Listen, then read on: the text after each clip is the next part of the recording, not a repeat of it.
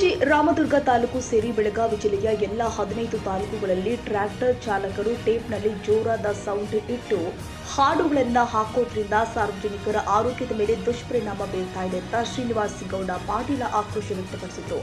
ಸಾರ್ವಜನಿಕ ಸ್ಥಳದಲ್ಲಿ ವಾಹನಗಳಲ್ಲಿ ಜೋರಾದ ಸೌಂಡಿನಲ್ಲಿ ಹಾಡುಗಳನ್ನು ಹಾಕುವಂತಹ ಚಾಲಕರ ವಿರುದ್ಧ ಕಠಿಣ ಕ್ರಮ ಜರುಗಿಸಲು ಆಗ್ರಹಿಸಿ ಸಾಮಾಜಿಕ ಹೋರಾಟಗಾರ ಶ್ರೀನಿವಾಸ್ ಗೌಡ ಪಾಟೀಲ್ ಅವರು ಇದೇ ಡಿಸೆಂಬರ್ 23ರಿಂದ ಪಟ್ಟಣದ ತಹಸೀಲ್ದಾರ್ ಕಚೇರಿ ಪಕ್ಕದಲ್ಲಿ ಇರುವ ಎಆರ್ಟಿಒ ಕಚೇರಿ ಮುಂದೆ ಅನಿರ್ದಿಷ್ಟಾವಧಿ ಅಹೋರಾತ್ರಿ ಉಪವಾಸ ಸತ್ಯಾಗ್ರಹವನ್ನು ಆರಂಭಿಸಿದ್ದಾರೆ.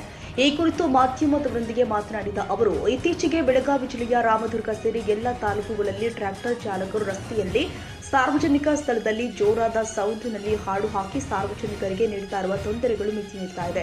ಕಾನೂನು ಬಾಹಿರವಾಗಿ ಅಳವಡಿಸಿರುವ ಟ್ರ್ಯಾಕ್ಟರ್ ವಾಹನಗಳಲ್ಲಿ ದೊಡ್ಡ ದೊಡ್ಡ ಧ್ವನಿ ವರ್ಧಕಗಳ ಶಬ್ದ ಮಾಲಿನ್ಯದಿಂದ ಸಾರ್ವಜನಿಕರ ಆರೋಗ್ಯದ ಮೇಲೆ ದುಷ್ಪರಿಣಾಮ ಬೀರಿ ಸಾರ್ವಜನಿಕ ಸ್ಥಳದಲ್ಲಿ ಶಾಂತಿ ಭಂಗ ಹೆಚ್ಚಾಗ್ತಾ ಇದೆ. ಇದರ ಜೊತೆಗೆ ರಸ್ತೆ ಪಕ್ಕಗಳಲ್ಲಿ ಇರುವಂತಹ ಶಾಲಾ ಕಾಲೇಜು ಆಸ್ಪತ್ರೆಗಳು ಇರೋದ್ರಿಂದ ಈ ಟ್ರ್ಯಾಕ್ಟರ್ ಚಾಲಕರ ಧ್ವನಿ ವರ್ಧಕಗಳ ಶಬ್ದ ಮಾಲಿನ್ಯದಿಂದ ವಿದ್ಯಾರ್ಥಿಗಳ ವಿದ್ಯಾಭ್ಯಾಸದಲ್ಲಿ ಮತ್ತು ಆಸ್ಪತ್ರೆಯಲ್ಲಿ ಇರುವಂತಹ ರೋಗಿಗಳಿಗೆ ತೊಂದರೆಯಾಗ್ತಾ ಇದೆ. ಚಿಕ್ಕ ಮಕ್ಕಳು, ಮಹಿಳೆಯರು, ಗರ್ಭಿಣಿಯರು, ವೃದ್ಧರು ರಸ್ತೆಯಲ್ಲಿ ಅಲೆದಾಡುವುದೇ ಕಷ್ಟವಾಗಿದೆ.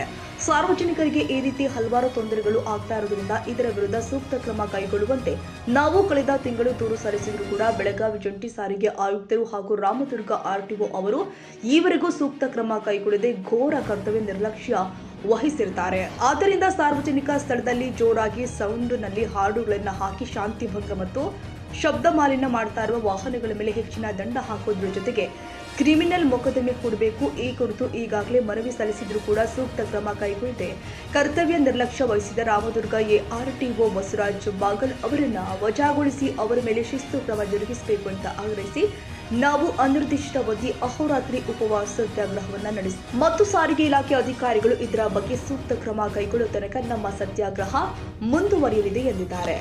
ಏನು ಲೋಪ ದೋಷ ಆಗ್ಯಾವ ಅಂತೇಳಿ ನೀವು ಸತ್ಯಾಗ್ರಹ ಕೂತ್ರಿ ಸರ್? ಇದು ಬೆಳಗಾವಿ ಜಿಲ್ಲಾದ್ಯಂತ 15 ತಾಲೂಕು ವ್ಯಾಪ್ತಿಯಲ್ಲಿ 6 RTO ಕಚೇರಿಗಳು ಬರ್ತಾವೆ. ಇವ್ರ ವ್ಯಾಪ್ತಿ ಒಳಗೆ ಕಾನೂನು ಬಾಹಿರವಾಗಿ ಟ್ರ್ಯಾಕ್ಟರ್ಗಳಲ್ಲಿ ಇತರೆ ವಾಹನಗಳಲ್ಲಿ ಧ್ವನಿವರ್ಧಕಗಳನ್ನು ಅಳವಡಿಸಿದ್ದಾರೆ.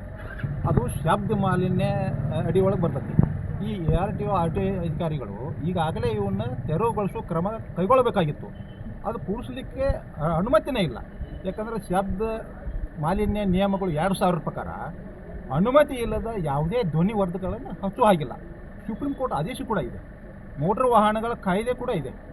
ಇವನು ಎಲ್ಲಗಳನ್ನು ಉಲ್ಲಂಘನೆ ಮಾಡಿ ಸಾರ್ವಜನಿಕ ನೆಮ್ಮದಿಯನ್ನು ಹಾಳು ಮಾಡ್ತಾ ಇದ್ದಾರೆ. ಶಾಂತಿ ಭಂಗ ಆಗ್ತಿದೆ, ವಿದ್ಯಾರ್ಥಿಗಳಿಗೆ ಕಿರುಕುಳ ಆಗ್ತಿದೆ, ಹಿರಿಯ ನಾಗರಿಕರಿಗೆ, ಗರ್ಭಿಣಿ ಸ್ತ್ರೀಯರಿಗೆ ಇದು ಅಪಾಯಕಾರಿ ಒಂದು ಜೀವನ ಬದುಕು ಹಕ್ಕಿಗೆ ಕಷ್ಟ ಆಗ್ತಿದೆ ಅಂತ.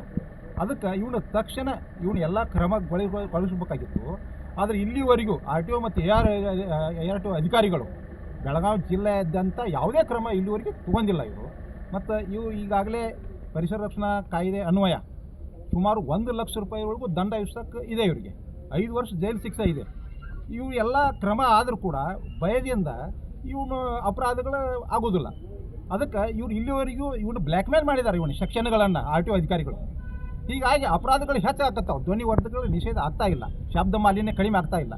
ಅದಕ್ಕೆ ಈ ಏನು ಕರ್ತವ್ಯ ಲೋಪಿಸಿದಂಥ ಈ ಭ್ರಷ್ಟ RTO ಅಧಿಕಾರಿಗಳನ್ನು ಸಸ್ಪೆಂಡ್ ಮಾಡಬೇಕು. ಈಗಾಗಲೇ ಅಪರ ಆಯುಕ್ತರು ಧಾರವಾಡ ಅವರು KT ಹಾಲ್ಸ್ವಾಮಿ ಅವರು ಡೈರೆಕ್ಷನ್ ಕೊಟ್ಟಿದ್ದಾರೆ. ಜಂಟಿ ಸಾರಿಗೆ ಆಯುಕ್ತರು ಬೆಳಗಾವಿ ಸಿದ್ದಪ್ಪ ಕಲ್ಲೂರು ಅವರಿಗೆ. ಈ ಸಿದ್ದಪ್ಪ ಕಲ್ಲೂರು ಅವರು ತಕ್ಷಣ ಅಲ್ಲಿ ಏನೈತಿ ರಾಮದುರ್ಗ ARTO ಕಚೇರಿ ಭೇಟಿ ಕೊಟ್ಟು ಕ್ರಮ ಕೈಗೊಳ್ಳಬೇಕಾಗಿ ವರದಿ ಕೊಡಬೇಕಂತ ಆದೇಶ ಮಾಡಿದ್ದಾರೆ. ಆದರೆ ಜಂಟಿ ಸಾರಿಗೆ ಆಯುಕ್ತರು ಸಿದ್ದಪ್ಪ ಕಲ್ಲೂರು ಅವರು ಇಲ್ಲಿವರೆಗೂ ಯಾವುದೇ ಕ್ರಮ ಕೈಗೊಳ್ಳಲಾರ್ದ ಈ ಭ್ರಷ್ಟ RTO ಅಧಿಕಾರಿ ರಾಮದುರ್ಗ ಅವರು ರಕ್ಷಣೆ ಮಾಡಿದ್ದಾರೆ ಅಂತ ಇದರಿಂದ ಸ್ಪಷ್ಟ ಆಗತ್ತೈತಿ. ಶಾಮೀಲಾಗಿದ್ದಾರೆ. ಯಾಕಂತಂದ್ರೆ 2 ತಿಂಗಳು ಆದರೂ ಕೂಡ ಇಲ್ಲಿವರೆಗೆ ಕ್ರಮ ಕೈಗೊಂಡಿಲ್ಲ ಇವರು. ನಾವು ಉಪವಾಸ ಕುಂತಿದ್ವಿ, ಬೀದಿ ಒಳಗೆ ಕುಂಡ್ರಂಗೆ ಮಾಡಿದ್ದಾರೆ ನಾವು ಸಾರ್ವಜನಿಕರನ್ನ. ಇವರು ಸರ್ಕಾರ ಸಂಬಳ ಕೊಟ್ಟು ಕೆಲಸ ಮಾಡಕ್ಕೆ ಹಚ್ಚಿದೆ ಇವ್ರನ್ನ. ಇವರ ಕಾನೂನು ಉಲ್ಲಂಘನೆ ಮಾಡಿದ್ದಾರೆ. ಇದು ಸರ್ಕಾರಿ ಕಚೇರಿ ಇದೆ, ಕಾನೂನನ್ನೇ ನಡ್ಕೋಬೇಕಾಗಿತ್ತು. ಯಾಕಂದರೆ ಇಡೀ ರಾಮದುರ್ಗ ತಾಲೂಕಾದ್ಯಂತ ಅಷ್ಟೇ ಅಲ್ಲದೆ ಇಡೀ ಬೆಳಗಾವಿ ಜಿಲ್ಲಾದ್ಯಂತ ಶಿಕ್ಷಣ ಇಲಾಖೆಗೆ ಭಾಳ ಒಂದು ಸವಾಲಾಗಿದೆ. ಇದು ಮಕ್ಕಳಿಗೆ ಶಿಕ್ಷಣ ಕೊಡಬೇಕಾದ್ರೆ ಏಕಾಗ್ರತೆಗೆ ಭಂಗ ಆಗ್ತಾ ಇದೆ. ಅದಕ್ಕೆ ಇವರು ಎಲ್ಲರನ್ನು ಕರ್ತವ್ಯ ಲೋಪಿಸಿದವ್ರನ್ನ ಶಿಸ್ತು ಕ್ರಮ ಆಗಬೇಕು. ರಾಮದುರ್ಗ ಅವ್ರನ್ನ ಸಸ್ಪೆಂಡ್ ಮಾಡಲೇಬೇಕು. ಸಾರಿಗೆ ಮಂತ್ರಿಗೆ ಏನು ಹೇಳಕ್ಕೆ ಇಷ್ಟಪಡ್ತೀರಿ? ಈಗ ನೆಕ್ಸ್ಟ್ ಸಾರಿಗೆ ಮಂತ್ರಿ ಅವ್ರಿಗೆ ಅಂತಂದ್ರೆ ರಾಜ್ಯಾದ್ಯಂತ ನಾವು ಇದ್ರ ಬಗ್ಗೆ ಗಂಭೀರವಾಗಿ ಪರಿಗಣಿಸಿದ್ವಿ ಎಲ್ಲ ರಾಜ್ಯದ ಹೋರಾಟಗಾರರು. ಇದು ಸಾರ್ವಜನಿಕ ಹಿತಾಸಕ್ತಿ PIL ಹಾಕಬೇಕಂತ ನಾವು ಈಗಾಗಲೇ ಯೋಚನೆ ಮಾಡಿದೆವು. ಇಡೀ ಸರ್ಕಾರದ ವಿರುದ್ಧ ರಾಜ್ಯಾದ್ಯಂತ ತಕ್ಷಣ ಶಬ್ದ ಮಾಲಿನ್ಯ ಹೊರಸುವಂಥ ಟ್ರ್ಯಾಕ್ಟರ್ಗಳಲ್ಲಿ ಅಳವಡಿಸಿದಂಥದ್ದು ತೆರವುಗೊಳಿಸಬೇಕು. ಸಾರಿಗೆ ಮಂತ್ರಿಯರು ಈಗ ಇದನ್ನು ರಾಜ್ಯವ್ಯಾಪ್ತಿ ಕಿತ್ತು ಹಾಕಬೇಕು. ಒಂದು ವೇಳೆ ಇದನ್ನು ಎಲ್ಲರೂ ವಿಳಂಬಿಸಿದ್ರೆ ನಾವು ಹೈಕೋರ್ಟಿಗೆ ಸಾರ್ವಜನಿಕ ಹಿತಾಸಕ್ತಿ ಸಲ್ಲಿಸ್ತೀವಿ ಮತ್ತು ಜಿಲ್ಲಾದ್ಯಂತನೂ ಹೋರಾಟ ಮಾಡ್ತೀವಿ ಅಂತ ನಾನು ಹೇಳ್ತೀನಿ.